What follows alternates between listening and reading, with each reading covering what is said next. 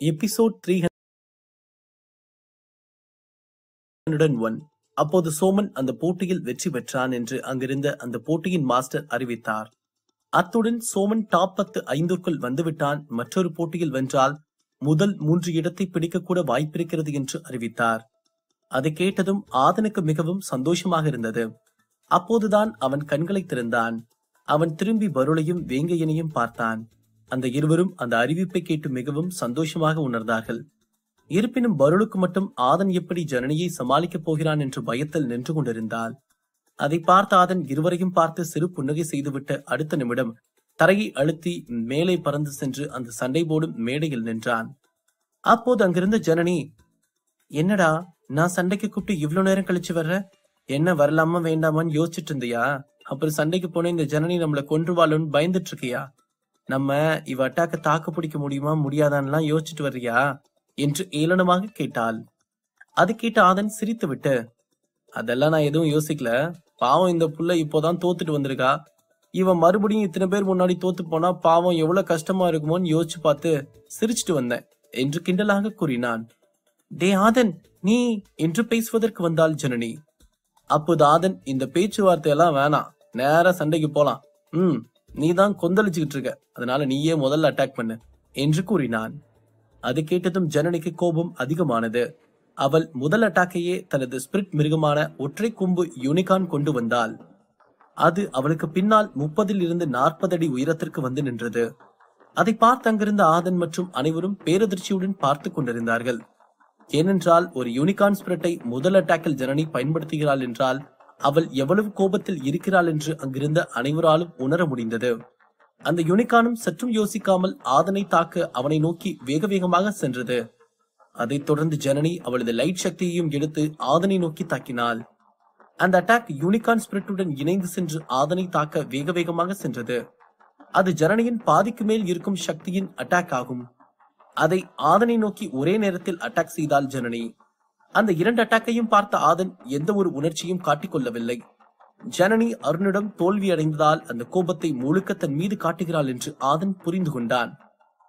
அந்த அட்டாக்கை நோக்கி ஒரு அடி முன்னால் எடுத்து வைத்தான். அவன் பட்டாம்பூச்சி படிக்கட்டு சக்தியை பயன்படுத்தி ஆதன் அந்த 2 அட்டாக்கில் இருந்தும் தப்பித்து பறந்து சென்றான். அப்போது அங்கிருந்த அனைவரும் ஆதன் எங்கு செல்கிறான் என்று அவனையே பார்த்து கொண்டிருந்தார்கள். அப்போது திடீரென்று ஆதன் ஜனனிக்கு முன்னால் நின்று கொண்டிருந்தான்.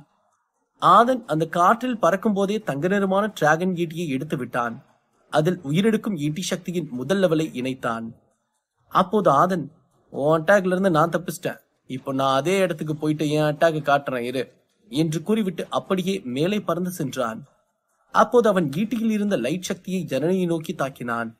இந்த சக்தியை 5வது எக்ஸ்பர்ட் லெவலுக்கு மேல் இருப்பவர்கள்தான் பார்க்கவே முடிந்தது. ஏனென்றால் இந்த லைட் சக்தி மிகவும் வேகமானது மற்றும் வலிமையானதாகும். அங்கிருந்த மக்கள் அங்கு ஏதோ மின்னல் அடித்தது போலதான் கண்களை மூடி திறந்தார்கள். அந்த சக்தியை பார்த்த ஜனனியை திகைத்து போனாள். அவளால் ஆதன் எவ்வளவு சக்தி வாய்ந்த ஆற்றலை வைத்திருக்கிறான் என்று சற்றும் நம்பவே முடியவில்லை. அந்த லைட் சக்தி வேகமாக சென்று அங்கிருந்த ஜனனியின் தொண்டையில் இறங்கி மற்றொரு திசையில் வந்துவிட்டது. அதன் வேகத்திற்கு ஜனனியால் எந்த ஒரு சக்தியும் பயன்படுத்த முடியவில்லை. அவள் அப்படியே பின்னால் சாய்ந்தால் அவளது தொண்டையில் இருந்து வந்த ரத்தம் அந்த மைதானத்தை இரத்த வெள்ளமாக மாற்றியது. அந்த கண்ணிமைக்கும் நேரத்தில் நடந்த விஷயத்தை பார்த்த அங்கிருந்த மக்கள், எக்ஸ்பர்ட்டுகள், மாஸ்டர்கள் என்று அனைவரும் திகைத்து போய் பார்த்து கொண்டிருந்தார்கள். என்னடா இது, இந்த சண்டை ரொம்ப கொடூரமா ரொம்ப நேரம் நடக்க போதுன்னு நினைச்சிட்டு இருந்தோம், ஆனா இந்த ஆதன் இவ்வளவு சீக்கிரமா முடிச்சிட்டான் என்று அதிர்ச்சியுடன் கேட்டான் ஒரு 5வது லெவல் எக்ஸ்பர்ட். அவனுக்கு அருகில் இருந்த மற்றொரு எக்ஸ்பர்ட், டே அவன் போட்டியை மட்டும் முடிக்கலடா, ஜனனியே முடிச்சிட்டான்டா, அங்க பாரு, அவ கழுத்துல அந்த ஈட்டி லைட் சக்தி பட்டு கழுத்தே ஓட்டையாயிருக்கு பாரு என்று பேரதிர்ச்சியுடன் கூறினான். இவர்கள் இருவருக்கும் இருந்த அதே அதிர்ச்சிதான் அங்கிருந்த அனைவருக்கும் இருந்தது. ஒரு சில எக்ஸ்பர்ட்டுகளுக்கு எல்லாம் அதிர்ச்சியில் பேசுவதற்கு வார்த்தைகளை வரவில்லை. அந்த பெரிய மேடையில் இருந்த மாஸ்டர்கள் அனைவரும் அதிர்ச்சியுடன் அவரது இடத்திலிருந்து எழுந்து நின்றும் பார்த்து கொண்டிருந்தார்கள். அவ்வளவு நேரம் எந்த ஒரு உணர்ச்சியும் காட்டாமல் இருந்த அருண் கூட ஆதனின் சக்தி ஆற்றலை பார்த்து வியந்து போய் பார்த்து கொண்டிருந்தான். ஆதன் ஜனனியை இவ்வளவு எளிதாக கொல்வான் என்று நினைத்து கூட பார்க்கவில்லை என்பதுதான் உண்மையாகும். ஏனென்றால் ஆதன் சாதாரணமாக தெரியும் ஒரு ஈட்டியில் லைட் சக்தியை வைத்துதான் தாக்கினான். அது உயிரெடுக்கும் ஈட்டி சக்தியின் ஆற்றல் என்று அங்கிருந்த சில எக்ஸ்பர்ட்டுகளால் தான் புரிந்து கொள்ள முடிந்தது. மற்றவர்கள் எல்லாம் ஆதன் தனது ஈட்டி சக்தி வைத்து 5வது எக்ஸ்பர்ட் லெவல் சக்தியில் இருக்கும் ஜனனியை கொன்றுவிட்டான் என்றுதான் ஆச்சரியமாக பேசிக் கொண்டிருந்தார்கள். அதைவிட அங்கிருந்த எக்ஸ்பர்ட்களின் அதிர்ச்சி என்னவென்றால், ஒரு 4வது எக்ஸ்பர்ட் லெவல் சக்தியில் இருக்கும் ஜனனியை ஒரே அட்டாக்கில் ஆதன் கொன்றிருக்கலாம் என்பதுதான் ஆச்சரியமான விஷயமாகும். அங்கிருந்த சைகன் வம்சத்து வீரர்கள் அனைவரும் திகைத்து போய் ஆதனை வியப்பாக பார்த்து கொண்டிருந்தார்கள். அப்போது அந்த பெரிய மேடையிலிருந்து தணிகைநாதன் இறங்கி வந்து ஜனனியை பார்த்துவிட்டு, ஆதன், நீ ஜனனியை ஒரே அட்டாக்ல கொன்னுட்டியா என்று அதிர்ச்சியுடன் கேட்டார். அவரால் அதை சற்றும் நம்பவே முடியவில்லை என்பதுதான் உண்மையாகும். ஏனென்றால் அவர்கள் வம்சத்தில் அட்டூரியனுக்கு அடுத்தபடியாக இருக்கும் ஆகச்சிறந்த வீராங்கனை தான் ஜனனியாகும். அப்படி இருக்கும்போது அவள் ஆதன் என்னும் ஒரு 3வது எக்ஸ்பர்ட் லெவல் வீரனின் கையால் மடிந்து விட்டாள் என்பது அங்கிருக்கும் சைகன் வம்சத்திற்கு அவமானமான விஷயமாகும் என்று எண்ணினார் தணிகைநாதன்.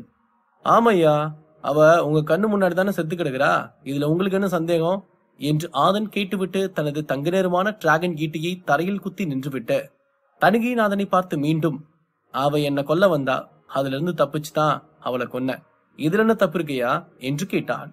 ஆதன், முதல்ல நீ தருண கைகால உடைச்சு இந்த போட்டியில சண்டை போட முடியாம பண்ண, இப்போ ஜனனிய கொன்றிருக்க, இதெல்லாம் பண்ணிக்கிட்டு நான் என்ன பண்ணேங்கிற மாதிரி என்கிட்டயே நக்கலா பேசுறியா என்று தணிகைநாதன் கேட்டுவிட்டு ஆதனை பார்த்து முறைத்தார்.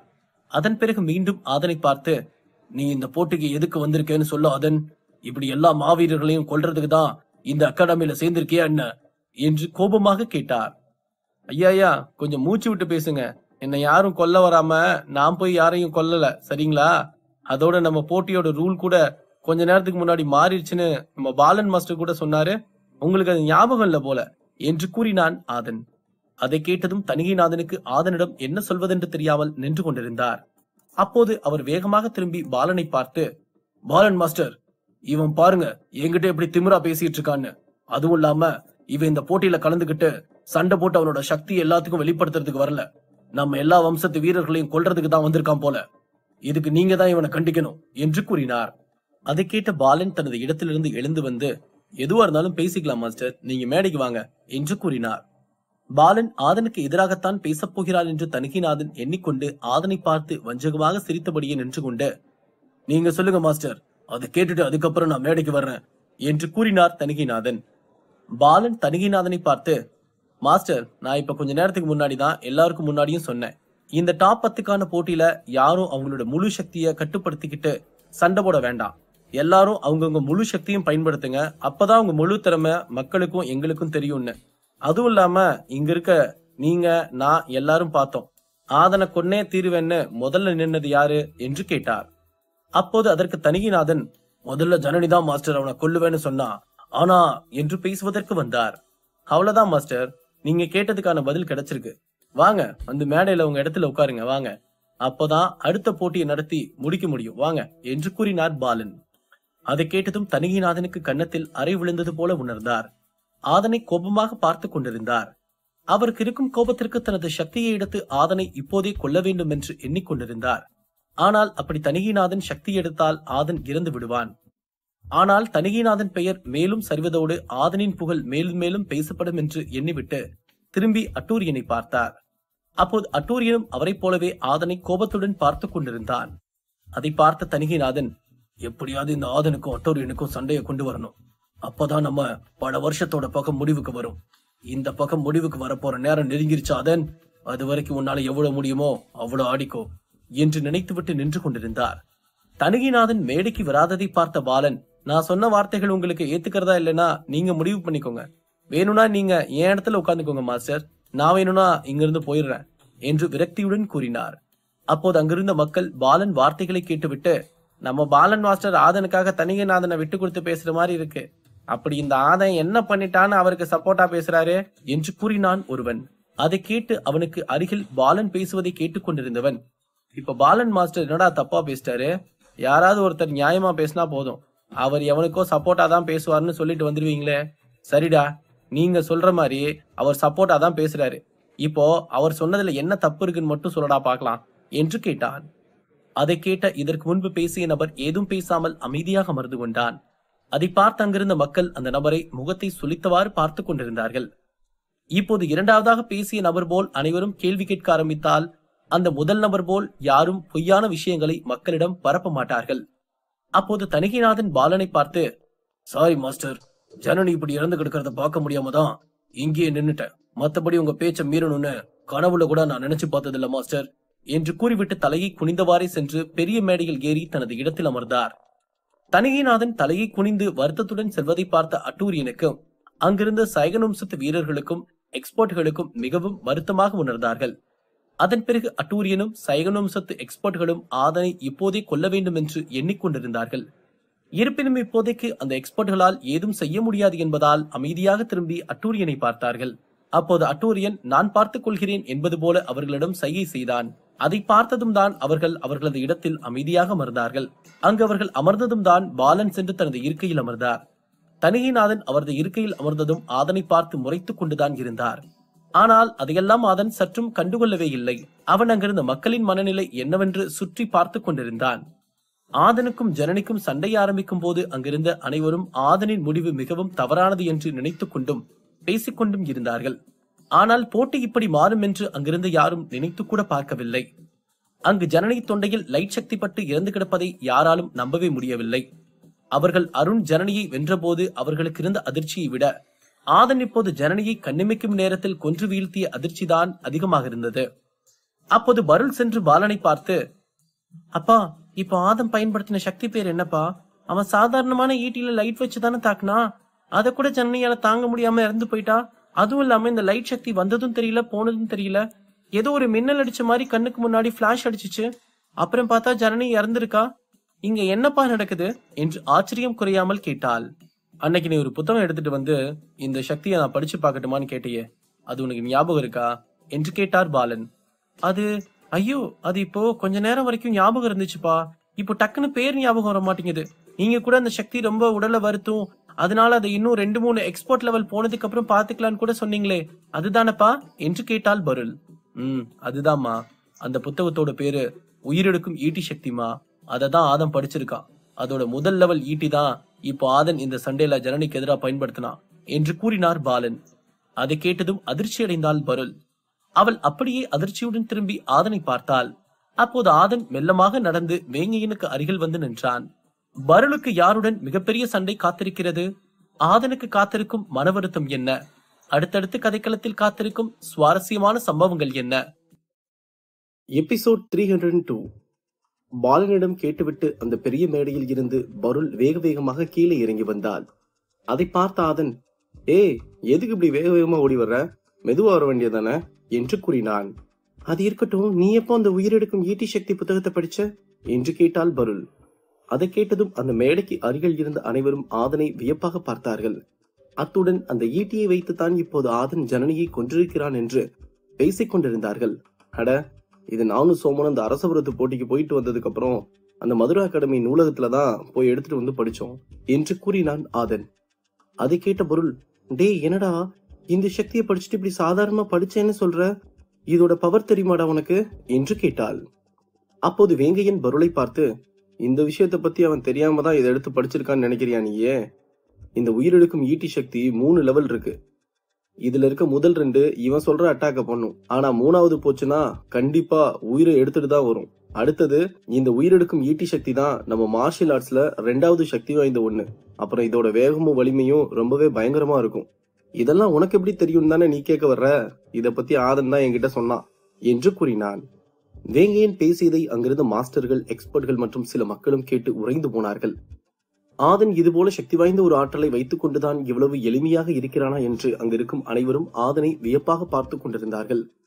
என்னது, ஆதன் இப்ப பயன்படுத்தினது உயிரெடுக்கும் ஈட்டி சக்தியா? அதனாலதான் நம்மளுக்கு அது பிளாஷ் அடிச்ச மாதிரி தெரிஞ்சதா? என் மாஸ்டர் எனக்கு இந்த சக்தியை பத்தி சொல்லியிருக்காரு. இந்த சக்தியை ஒரு குறிப்பிட்ட எக்ஸ்பர்ட் லெவலுக்கு மேல இருந்தாதான் பார்க்கவே முடியும்னு என்று ஆச்சரியமாக கூறினான் மேடைக்கு அருகில் இருந்த எக்ஸ்பர்ட். அப்போது அவனுக்கு அருகில் இருந்த ஒரு வம்சத்து மாஸ்டர், அது மட்டும் இல்ல தம்பி, இந்த உயிரெடுக்கும் ஈட்டி சக்திக்கு பின்னாடி மிகப்பெரிய விஷயங்கள் எல்லாம் இருக்கு. அதனாலதான் இந்த சக்திய ஆதன் தெரிஞ்சு வச்சிருக்கானான்னு பாலன் மாஸ்டரே ஆச்சரியப்படுறாரு என்று கூறினார். அதை கேட்டு அவருக்கு அருகில் இருந்த ஒரு எக்ஸ்பர்ட், ஐயா, அது என்ன விஷயம்னு சொல்லுங்கய்யா, நாங்களும் தெரிஞ்சுக்கிறோம் என்று கேட்டான். சொல்றேன் தம்பி, சொல்றேன். இந்த உயிரெடுக்கும் ஈட்டி சக்தி அப்புறம் இன்னும் சில சக்திகள் எல்லாம் நம்ம மதுரா அகாடமி வீரர்களை பல வருஷத்துக்கு முன்னாடி படிக்க கூடாதுன்னு தடை செஞ்சு வச்சிருந்தாங்க.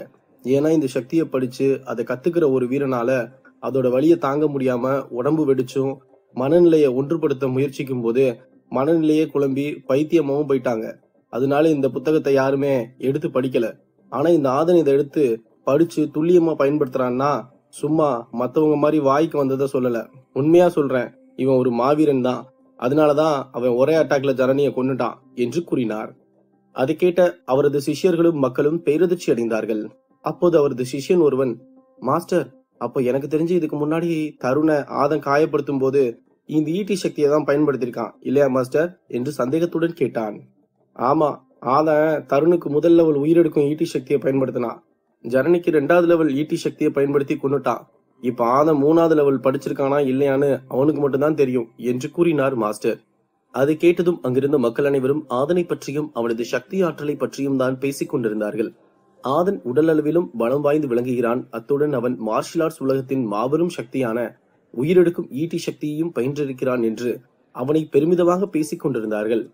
மற்ற வம்சத்து வீரர்களையும் மக்களையும் விட மதுரா அகாடமியில் இருக்கும் அனைவருக்கும் தெரியும் அந்த உயிரெடுக்கும் ஈட்டி சக்தி எவ்வளவு வலிமை வாய்ந்த ஒன்றென்று. ஏனென்றால் அந்த சக்தியை படித்து பார்க்கலாம் என்று அனைவரும் ஆசைப்பட்டதுண்டு. ஆனால் தனது அண்ணனோ தம்பியோ அக்காவோ தங்கையோ இந்த புத்தகத்தை படிக்க முற்பட்டு உயிர் விட்டிருப்பதை பார்த்ததிலிருந்து அந்த புத்தகத்தின் பக்கம் கூட யாரும் செல்லவில்லை என்பதுதான் நிதர்சனமான உண்மையாகும். அப்படி இருக்கும்போது அந்த புத்தகத்தை ஆதன் படித்து அதை சரிவர பயன்படுத்தி இருக்கிறான் என்பது அங்கிருந்த மதுரா அகாடமி மக்களுக்கும் வீரர்களுக்கும் மிகவும் சந்தோஷமாகவும் பெருமையாகவும் இருந்தது. அதை பார்க்கும்போது மற்ற வம்சத்து வீரர்களும் மக்களும் ஆச்சரியமாக இருந்தது. அப்போது பருள் ஆதனை பார்த்து, டேய், நீ உண்மையாலும் வேற லெவல்ரா ஆதன. ஏன்னா இந்த புத்தகத்தை நான் எடுத்து படிக்கட்டுமான்னு எங்க அப்பா கிட்ட கேட்டதுக்கு வேண்டான்னு சொல்லிட்டாரா. அந்த புத்தகத்தை நீ படிச்சு இப்படி பெர்ஃபெக்டா அடிச்சது வேற லெவல்ரா ஆதன என்று சந்தோஷமாக கூறினாள். எதுக்கு இப்ப நீ இவ்வளவு சந்தோஷப்படுற? இது சும்மா மேலோட்டமா தான் படிச்சிருக்கேன். அப்புறம் நீ அந்த புத்தகத்தை எடுத்திருந்தா என்னால அதை படிச்சிருக்க முடியாது. அதனால உனக்கு தான் நான் நன்றி சொல்லணும். ரொம்ப நன்றி பருள் என்று கிண்டலாக கூறினான் ஆதன். அதை கேட்ட பருள், டே நடிக்காதடா. சரி, அதுல 3 லெவல் இருக்கும். நீ எத்தனை லெவல் படிச்சிருக்க என்று கேட்டாள். 2 லெவல் தான் பருள் படிச்சிருக்கேன். 1 தருண அட்டாக் பண்ண ஆயுதம், 2வது ஜனனியை கொன்ன ஆயுதம், அப்புறம் அடுத்த லெவல் ஏதோ மேலோட்டமா படிச்சு வச்சிருக்கேன் என்று கூறினான் ஆதன். அதை கேட்ட பருள், ஓ சரிடா, இத பத்தி நம்ம அப்புறம் பேசலாம், இப்ப சண்டைகளை பார்க்கலாம் என்று கூறினாள். ஆதனும் சரியென்று தலையசைத்து விட்டு அங்கு நடக்கும் சண்டை போட்டியை பார்த்து கொண்டிருந்தான். ஆதன் உயிரெடுக்கும் ஈட்டி சக்தியில் 3வது லெவலில் முக்கால்வாசி படித்து விட்டான். இருப்பினும் அந்த கடைசி லெவல் சக்தியை ஆதன் பயன்படுத்துவதற்கு இதற்கு முன்பு இருக்கின்ற 2 சக்தி லெவலும் மேக்சிமம் லெவலுக்கு வந்த பிறகுதான் பயன்படுத்த முடியும். ஆதன் தருணை காயப்படுத்தி சண்டை போட முடியாமல் செய்தாலும் ஜனனியை கொன்றதாலும் இந்த போட்டியின் சண்டைகள் அப்படியே மாறுபட்டு விட்டது. ஒரு வீரன் 5 சண்டை என்ற விதிமுறையே தளர்த்தப்பட்டது. அதை பார்த்த லோகேஷ், நன்னன் மற்றும் அட்டூரியன் மூவரும் அவர்களது எதிரிகளை தங்களது முழு சக்தியை கொண்டு சண்டை போடலாம் என்று முடிவுக்கு வந்து விட்டார்கள். இப்போது லோகேஷ் அந்த பெரிய மேடையை நோக்கி நடந்து சென்றான். அவன் பருளை தனது அடுத்த சண்டை போடும் வீரராக தேர்ந்தெடுத்து விட்டான். இருவருக்கும் இடையே இருக்கும் லெவலும் சரி, சக்தி ஆற்றலும் சரி அதிகமாக இருந்தது. இருப்பினும் பருள் லோகேஷுடன் சண்டை போட ஒப்புக்கொண்டாள். இருவரும் சண்டை போடும் மேடையில் நின்றார்கள். அப்போது லோகேஷ் சற்றும் தாமதிக்காமல் அவனது ஒரு சக்தியை எடுத்து பருளை நோக்கி தாக்கினான். அந்த சக்தி வேகமாக சென்று வானத்தில் பட்டு தரைக்கு வரும்போது பருளை சுற்றி இரும்பு கம்பிகள் வந்து அவளை சுற்றி வளைத்து நின்றது. அதை பார்த்த ஆதன் பேரதிர்ச்சி அடைந்தார். ஏனென்றால் இந்த சக்தியை தான் ஆதன் அந்த அரசபுரத்து போட்டியில் பயன்படுத்தினான். இந்த இரும்பு கம்பியின் சக்தி என்னவென்றால் அதில் நடுவில் இருக்கும் வீரன் அங்குமிங்கும் நகர்ந்தால் ஷாக் அடிப்பது போல் தலை முதல் கால் வரை அடிக்கும். அத்துடன் லோகேஷின் சக்தி பலம் வாய்ந்த ஒன்று என்பதால் அது பருளை அழுத்தம் கொடுத்து தரையில் அழுத்திக் கொண்டிருந்தது. அதை பார்த்த ஆதன் சற்றும் தாமதிக்காமல், பருள், உன்னால இந்த சக்தியை தாங்க முடியாது, தயவு செஞ்சு தோத்துட்டன்னு ஒத்துக்கிட்டு வெளியே வந்துரு என்று கத்தினான். பருளின் சக்தியும் பலவீனமானது இல்லை. இருப்பினும் அவளால் லோகேஷின் அட்டாக்கை சமாளிக்க முடியாது என்பதுதான் உண்மையாகும். பருளும் தனது சக்தியை எடுத்து லோகேஷை தாக்க முயற்சி செய்தால், ஆனால் அவளால் அதை செய்ய முடியவில்லை. பருள் திரும்பி ஆதனை பார்த்தாள். ஆதன் தனக்காகத்தான் இப்படி பதட்டப்பட்டு கத்திக் கொண்டிருக்கிறான் என்று பருளுக்கு நன்றாக தெரியும். ஏனென்றால் இவள் லோகேஷிற்கு இணையான வீராங்கனை இல்லை என்பது பருளுக்கும் தெரியும். அதனால் பருள் லோகேஷை பார்த்து, நான் தோத்துட்டேன்னு ஒத்துக்கிறேன் என்று கூறிவிட்டு முட்டி போட்டு தரையில் அமர்ந்தாள். லோகேஷிற்கும் பருளுக்கும் எந்த ஒரு பிரச்சனையும் இல்லை என்பதால் லோகேஷ் அவனது முழு சக்தியை எல்லாம் பயன்படுத்தி பருளை தாக்கவில்லை. இருப்பினும் ஆதனை வெறுப்பேற்ற வேண்டும் என்றுதான் பருளை அந்த இரும்பு கம்பிகளுக்கு நடுவில் அழுத்தம் கொடுத்து தாக்கினான். அப்போது லோகேஷ் ஆதனை பார்த்து, என்ன ஆதன, இவன் ஆளா இல்ல ஃப்ரெண்டா? இவளுக்கு நீ இந்த கத்து கத்துற? என்ன அவ்வளோ பாசமாவோ மேல என்று நக்கலாக கேட்டுவிட்டு பருளை பார்த்து, பருள், உனக்கு ஒரு ஃப்ரீ அட்வைஸ் பண்றேன், நல்லா கேட்டுக்கோ. நீ இந்த ஆதன் கூட இருக்கிற வரைக்கும் உனக்கு அடுத்தடுத்து பிரச்சனை வந்துட்டு தான் இருக்கும், பாத்துக்கோ என்று கிண்டலாக கூறினான். அதை கேட்டு பருளும் ஏதும் பேசவே முடியவில்லை. காரணம், அவள் உடம்பு முழுக்க மிகவும் வலித்தது. அவளால் அந்த தாக்கத்தை தாங்க முடியாமல் தரையில் முட்டி போட்டவாறே தலையை உயர்த்தி சுற்றியும் பார்த்தாள். அப்போது குயிலி மற்றும் பீமன் வம்சத்து வீரர்கள், மக்கள், எக்ஸ்போர்ட்கள் என்று அனைவரும் பருளை பார்த்து கிண்டலாக சிரித்துக் கொண்டிருந்தார்கள். அப்போது பருளுக்கு திடீரென்று தோன்றியது, இந்த லோகேஷோட மரணம் இந்த மைதானத்துல தான் நடக்க போகுதுன்னு நமக்கு ஏன் தோணுது? அதுவும் இவ்வளவு நேரம் இல்லாத ஒரு விஷயம் இப்ப எதுக்கு தோணுது? நம்ம தோத்துட்டோம்னு இப்படி தோணுதா? இல்ல இப்போ சிரிச்சிட்டு இருக்க முகெல்லாம் பார்க்கும்போது இவங்க எல்லாம் கத்தி கதறி அழுக போறாங்கன்னு ஏன் நமக்கு தோணுது? சரி, என்னதான் நடக்குதுன்னு கடைசியில பாக்கலாம் என்று நினைத்தாள். ஆதன் லோகேஷை பார்த்து, டே வாய மூடுறா, உன் சக்தி எல்லாம் அவகிட்டதான் உன்னால காட்ட முடியும், வா நம்ம சண்டை போட்டு பார்க்கலாம், அப்போ தெரியும் யாரு வீரன்னு என்று சவால் விட்டான். லோகேஷ் பருளை தாக்கியதை பார்த்த ஆதனுக்கு ரத்தமெல்லாம் கொதிக்க ஆரம்பித்தது. அவன் இப்போது லோகேஷை கொன்றைய ஆக வேண்டும் என்று கொலைவெறியோடு அவனை பார்த்து கொண்டிருந்தான். லோகேஷ் வரட்டு சிரிப்பு சிரித்துவிட்டு, ஆதன், நீ இருக்க லெவலுக்கு என் கூட சண்டை போட்டா என்ன ஆகும்னு இங்க இருக்கவங்களுக்கும் உனக்கும் சரி நல்லா தெரியும். அதுவும் இல்லாம அதை நீயும் கண்டிப்பா பார்க்க தானே போற. ஆனா அது இப்போ இல்ல, முதல்ல இங்க இருக்க எல்லாத்தையும் வாஷ் அவுட் பண்ணிட்டு அதுக்கப்புறம் பாத்துக்கலாம், சரியா என்று கூறிவிட்டு அந்த சண்டை போடும் மேடையில் இருந்து இறங்கி அவனது இடத்திற்கு சென்று நின்றான். லோகேஷ் நடந்து செல்லும் போது ஆதனை பார்த்து ஏளனமாக சிரித்தபடியே சென்றான். அவனது பேச்சை கேட்டு அங்கிருந்த அனைவரும் எப்போதும் போல் அவரவருக்கு தெரிந்த விஷயத்தை பேசிக் கொண்டிருந்தார்கள். இந்த லோகேஷ் 3 வருஷமா முதல் இடத்துல இருக்கானா, அதுக்கு ஒரே காரணம் அவன் சக்தி ஆற்றலும் அவன் கெத்தும் தான். ஏன்னா லோகேஷ் இப்போ நினைச்சா ஆதனோட சண்டை போட்டு அவனை ஒரே அட்டாக்ல கொண்டுட்டு போயிருக்கலாம். ஆனா அவன் ஆதனுக்கு மறுபடியும் வாய்ப்பு கொடுக்கறான். அதை புரிஞ்சுக்கிட்டு ஆதன் தப்பிக்கணும், அதுதான் அவனுக்கு நல்லது என்று மக்கள் கலந்து பேசிக் கொண்டிருந்தார்கள். அங்கிருந்த மக்களை பொறுத்தவரை நன்னன், அட்டூரியன் மற்றும் ஆதன் மூவரும் மாவீரர்கள் தான். இருப்பினும் அவர்களால் லோகேஷை கொல்லும் அளவிற்கு அல்ல, வெல்லும் அளவிற்கு கூட முடியாது என்பதுதான் அவர்களது எண்ணமாக இருந்தது. இந்த போட்டியின் ஆரம்பத்திலிருந்து அங்கிருந்த மக்களின் எண்ணம் என்னவென்றால் அது லோகேஷ் தான் முதலிடம் பிடிப்பான் என்பதுதான். அதில் அவர்கள் இப்போது வரை எந்த ஒரு மாற்றமும் அடையவில்லை. அந்த பல லட்சக்கணக்கான மக்கள் முன்பு அந்த 7 வீரர்கள் யார் யார் அடுத்தடுத்த இடத்தை பிடிக்கப் போகிறார்கள் என்று தெரிந்து கொள்ளத்தான் அவர்கள் மிகவும் ஆர்வமாக இருந்தார்கள். அடுத்தடுத்து போட்டி நடைபெற ஆரம்பித்தது. இப்போது டாப் 5க்குள் போட்டி ஆரம்பித்தது. இதில் இப்போது நன்னன் அந்த பெரிய மேடையில் ஏறி வேங்கையனை தேர்ந்தெடுத்தான். வேங்கையனும் ஒப்புக்கொண்டு சென்று சண்டை போடும் மேடையில் நின்றான். இருவருக்குமான சண்டைக்குத்தான் அங்கிருந்த மக்கள் நெடுநேரமாக காத்துக் கொண்டிருந்தார்கள். இருவரும் அதே போல பயங்கரமாக சண்டை போட்டுக் கொண்டிருந்தார்கள். நன்னனை விட வேங்கையன் சக்தி லெவலில் மிகவும் குறைவாகத்தான் இருந்தான். இருப்பினும் அவனுக்கு ஈடு கொடுத்து சண்டை போட்டுக் கொண்டிருந்தான் வேங்கையன். அது அங்கிருந்த மக்களுக்கு பெரும் விருந்தாக அமைந்தது. வேங்கையன் நன்னனுக்கு ஈடு கொடுத்து சண்டை போட்டுக் கொண்டிருந்தாலும் அவனால் நன்னனின் அட்டாக்கை நெடுநேரம் தாக்குப்பிடிக்கவே முடியவில்லை. அவன் சற்று தடுமாற ஆரம்பித்தான். நன்னன் உடம்பிலும் காயப்பட்டிருந்தது. இருப்பினும் வேங்கையின் உடம்பில் காயங்கள் சற்று அதிகமாகவே இருந்தது. அப்போது நன்னன் ஒரு பயங்கரமான அட்டாக்கை எடுத்து வேங்கையனை நோக்கி தாக்கினான். அந்த அட்டாக் வந்து வேங்கையனின் வயிற்றில் பட்டது. அவனது உள்ளுறுப்புகள் எல்லாம் சேதமடைந்தது. வேங்கையன் வாயிலிருந்து இரத்தமாக வந்தது. அவன் அந்த போட்டியில் தோல்வி அடைந்ததோடு மட்டுமல்லாமல் அடுத்தடுத்த போட்டியிலும் அவனால் பங்கு பெற முடியாத அளவிற்கு காயங்கள் ஏற்பட்டுவிட்டது. அப்போது நன்னன் வேங்கையனை பார்த்து, நீ 2வது எக்ஸ்பர்ட் லெவல் சக்தியில மேக்ஸிமம் சக்தியில இருந்தாலும் என் கூட ஈடு கொடுத்து சண்டை போட்டதுக்கு என் பாராட்டுகள் வேங்கையன். இருந்தாலும் நீ அந்த ஆதன் கூட இருக்கிற வரைக்கும் உனக்கு பிரச்சனை தான். அதனால எவ்வளவு சீக்கிரம் முடியுதோ இல்ல இந்த போட்டி முடிஞ்சு போனதும் அவன் கூட ஃப்ரெண்ட்ஷிப்பை முடிச்சுக்கிட்டேன்னா உனக்கு ரொம்ப ரொம்ப நல்லது, சரியா? ஏன்னா உன்ன மாதிரி சக்தி வாய்ந்த ஆளுங்கெல்லாம் என்ன மாதிரி இல்ல, லோகேஷ் மாதிரி பெரிய ஆளுங்க கூட தான் சேரணும், அதுதான் நல்லது. இந்த ஆதம் மாதிரி சின்ன பசங்க கூட எல்லாம் சேரக்கூடாது, சரியா என்று கூறினான். அதை கேட்ட வேங்கையன் அந்த வழியிலும் சிரித்துக் கொண்டே மேலே எழுந்து நின்றான். டே நன்னன், உன்ன மாதிரி ஆளுங்கெல்லாம் அவனை எதிர்க்கிறதுனால தான்டா நான் ஆதன் கூடவே இருக்கேன். அப்புறம் உன்ன மாதிரி சக்தி ஆற்றலை பார்த்து ஃப்ரெண்ட்ஷிப் வச்சுக்கிட்டா அது ரொம்ப நாளைக்கு நிலைக்காதுடா. எது ஃப்ரெண்ட்ஷிப்னு தெரியாத நீ எல்லாம் எனக்கு அட்வைஸ் பண்றதாண்டா எனக்கு சிரிப்பா வருது. ஃப்ரெண்ட்ஷிப்புங்கிறது அவன் நிலைய பார்த்து வரக்கூடாதுடா, அவன் நடவடிக்கையை பார்த்து வரணும். அப்படி பார்த்தா இங்க இருக்க எல்லாத்த விடவும் என் நண்பன் ஆதன் தாண்டா டாப்பு. அது உன்ன மாதிரி ஆளுங்களுக்கு எல்லாம் தெரியாதுடா என்று கூறினான். அதை கேட்டதும் நன்னனுக்கு கன்னத்தில் அறை விழுந்தது போல இருந்தது. அவனுக்கு என்ன பேசுவதென்று தெரியாமல் திருதிருவன முழித்துக் கொண்டிருந்தான். ஆதனுக்கும் மக்களுக்கும் காத்திருக்கும் அதிர்ச்சி என்ன? பாலனுக்கு காத்திருக்கும் நெகிழ்ச்சியான விஷயம் என்ன? அடுத்தடுத்து கதைக்களத்தில் காத்திருக்கும் சுவாரஸ்யமான சம்பவங்கள் என்ன?